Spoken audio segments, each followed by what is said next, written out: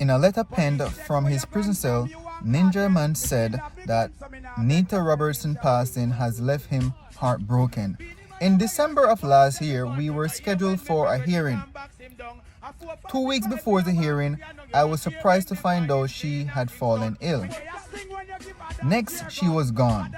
I'm heartbroken because not only have I lost a great lawyer, a friend, but we all lost a phenomenal woman.